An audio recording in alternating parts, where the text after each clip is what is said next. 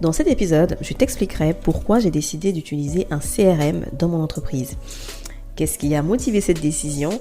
Eh bien, vous entendez souvent parler d'outbound marketing, donc du fait d'aller chercher ses clients, d'aller prospecter, d'aller envoyer des communications à ceux qui sont déjà parmi nos abonnés, dans notre newsletter, d'être proactif, et de ne pas rester à publier du contenu, croiser les bras et attendre que les clients viennent toquer à notre porte. Et qui dit outbound, dans une certaine mesure, dit CRM. C'est quoi un CRM ? CRM signifie Customer Relationship Management. Donc, c'est un outil de gestion de clients.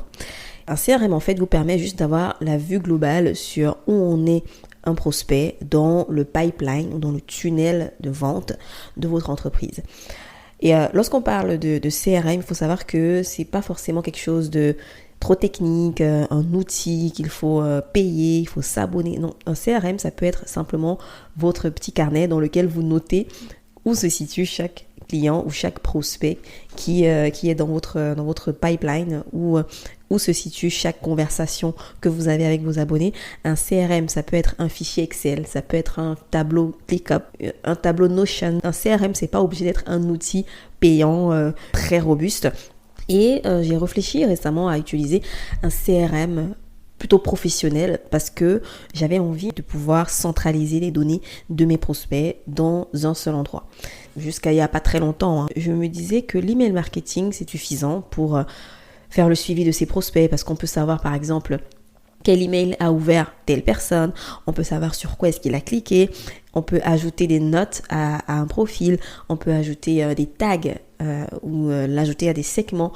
Donc, pour moi, c'était au départ suffisant parce que mes offres sont plutôt du fait par vous ou du fait avec vous, c'est-à-dire des offres où je ne fais pas le travail pour mon client. Le client va généralement faire le travail seul ou le client va faire le travail avec moi, avec mon accompagnement.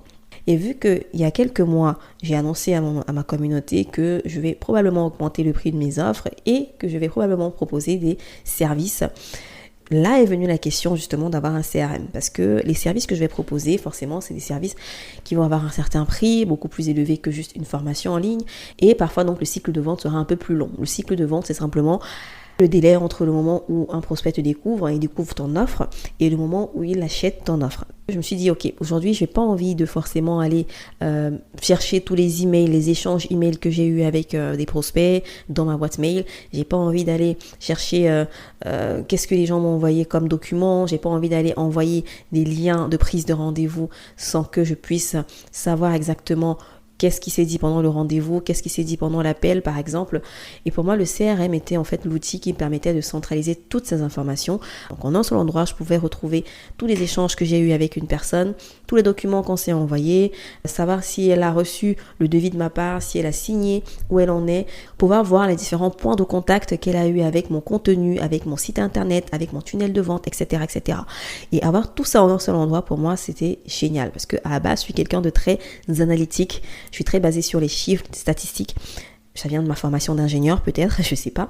Mais dans tous les cas, cette idée de pouvoir visualiser le parcours exact d'une personne qui est partie de l'étape de visiteur, un simple visiteur qui ne me connaissait pas, à l'étape de client, pour moi, c'est super intéressant. Je peux comprendre à partir de ces statistiques comment améliorer mon parcours client. Et donc, une fois qu'on a les statistiques, on sait exactement où ça ne va pas, où est-ce qu'il faut optimiser pour améliorer le parcours client. Mais si on n'a pas de statistiques, comment on fait ça ? Si on n'a pas de statistiques, en fait, on tâtonne. Si on n'a pas de statistiques, on va aller changer A, B, C sans savoir si c'était A ou B ou C qui a vraiment fait la différence. La question du CRM, pour moi, elle est arrivée à ce moment-là où j'ai commencé à me dire que je vais proposer des offres un peu plus haut de gamme, donc avoir des prix plus élevés, des offres qui vont nécessiter un cycle de vente peut-être un peu plus long pour mes prospects, parce que ce ne sont pas des offres no-brainer comme une formation à 97 € par exemple, des offres aussi qui sont parfois du fait pour vous, c'est-à-dire des offres où je vais plus m'impliquer pour que le client ait le résultat qu'il désire. Donc, je vais pouvoir savoir exactement où j'en suis, avec quel client et comment on évolue, quels sont les échanges qu'on a eus, qu'est-ce qu'il sait, qu'est-ce qu'il ne sait pas, quelles sont les informations qu'il doit savoir, etc. etc. Bien sûr, il y a CRM et CRM, c'est pas tous les CRM qui ont toutes ces fonctionnalités. Aujourd'hui, j'ai fait des recherches, j'ai vraiment creusé pour trouver l'outil qui me convient. Je vais pas dire de quel outil il s'agit, je fais pas de pub ici. Si tu veux savoir, tu peux venir m'écrire en message privé sur Instagram. Et cet outil, en fait, permet de finalement rassembler toutes les conversations en un seul endroit. Pas que des conversations par email, mais aussi des conversations que tu as eues dans tes DM Instagram, ton profil Messenger, sur Facebook. Est-ce que la personne a pris rendez-vous avec toi? Dans l'outil, tu peux avoir des liens de prise de rendez-vous. Donc, tu sais exactement qui a pris rendez-vous, qui n'a pas pris rendez-vous, qui est venu au rendez-vous, qui n'est pas venu au rendez-vous. Et une fois que le rendez-vous s'est fait, tu peux savoir en fait quels sont les échanges qui ont été dits, quelles sont les notes qui ont été faites, etc. Tu peux faire évoluer la personne sur ton parcours client ou encore ton pipeline. Et tu peux savoir en fait à qui est attribué tel chiffre d'affaires de ton entreprise, par exemple. Donc, autant de statistiques qui, pour moi, sont super intéressantes. Une autre raison pour laquelle j'ai voulu intégrer un CRM dans ma suite d'outils, c'est le fait que, en fait, aujourd'hui, je ne suis plus seule à travailler sur mon business. J'ai déjà, mon assistante virtuelle qui était là avant même que je ne réfléchisse à avoir un CRM. Mais en plus de ça, j'aimerais travailler avec des personnes qui m'aident sur le côté commercial parce que je ne peux pas répondre à tous les messages, je ne peux pas répondre à tous les emails, je ne peux pas répondre à toutes les demandes que je reçois de partout et je n'ai pas non plus envie de répondre après 3 heures ou 3 jours. J'ai pas non plus envie de délaisser des personnes qui m'ont contacté pourtant. Donc pour moi c'est important de vraiment prendre soin de chaque moindre contact que je pourrais avoir avec quelqu'un.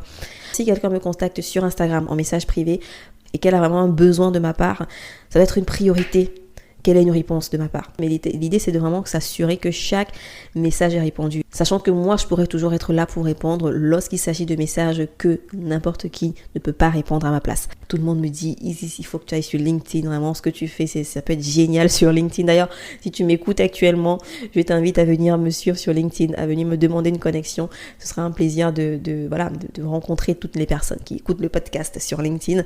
Voilà, j'essaie d'être un peu plus présente. Donc, ça va aussi me demander de l'énergie, du temps, créer du contenu, interagir avec d'autres contenus aussi, parce que finalement ce sont des plateformes sociales, donc il faut être sociable sur ces plateformes. Raison de plus d'avoir quelqu'un dans mon équipe et donc raison de plus d'avoir un CRM sur lequel cette personne pourra noter en fait ce qu'elle a fait, les prises de contact qu'elle a eues, si elle a pu avoir des rendez-vous, si elle a pu parler aux gens au téléphone, etc. Tout cela doit être noté, doit être vu sur le CRM. Et si je n'avais pas quelqu'un qui travaille avec moi, peut-être que je n'aurais pas eu besoin d'utiliser un CRM, peut-être.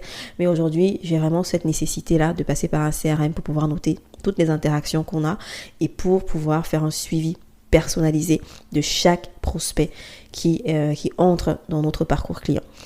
Et aujourd'hui, je l'ai dit, le CRM, celui que je vais utiliser en tout cas, les fonctionnalités que je recherchais sont les conversations centralisées, donc pouvoir vraiment tout voir en un seul endroit, des liens de prise de rendez-vous, exactement ce que fait Calendly par exemple, mais dans mon outil de CRM, associer chaque contact à toutes les informations qu'il est entré dans le formulaire et donc pouvoir analyser par la suite tout le parcours de la personne, toutes les données que j'ai de sa part afin de lui apporter une expérience beaucoup plus personnalisée, de lui faire une offre qui lui correspond parfaitement.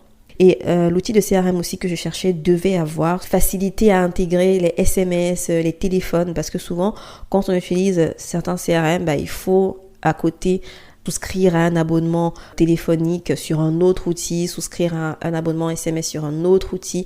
Ça complique un peu les choses. Donc, j'ai trouvé mon CRM et voilà, on va tester ça pendant quelques mois pour voir si ça répond vraiment à nos besoins, si c'est efficace et si c'est vraiment nécessaire qu'on le maintienne. Et je te ferai peut-être un feedback dans les mois à venir quant à l'importance ou la place qu'a pris le CRM dans mes outils tech actuels. Alors moi, j'aimerais beaucoup savoir, est-ce que toi, tu utilises déjà un CRM dans ton activité? Si oui, est-ce que tu utilises plutôt un outil dédié CRM ou tu utilises plutôt Notion, ClickUp, Trello, des outils de gestion de projet pour en faire un CRM ou alors un fichier Excel ou simplement ton bloc-notes? Comment est-ce que tu travailles pour améliorer ton marketing outbound? Viens me dire tout ça en message privé Instagram. Tu l'auras compris, je fais vraiment attention à tous les messages que je reçois et à répondre le plus rapidement possible. Et quand c'est pas moi qui réponds, c'est mon assistante qui répond en son nom. mais voilà, tu as toujours une réponse dans les plus brefs délais. Et si tu as apprécié cet épisode, je te demanderai 2 faveurs. La première, c'est de mettre un avis positif sur ta plateforme d'écoute actuelle. Ça me fera énormément plaisir et ça pourra booster la visibilité du podcast pour le montrer auprès des personnes qui, comme toi, ont besoin d'entendre ceci. Deuxième faveur que je te demanderai, c'est de partager l'épisode auprès de ton audience, auprès d'une personne qui a besoin d'entendre ceci. Et on se retrouve dans un autre épisode. À très vite.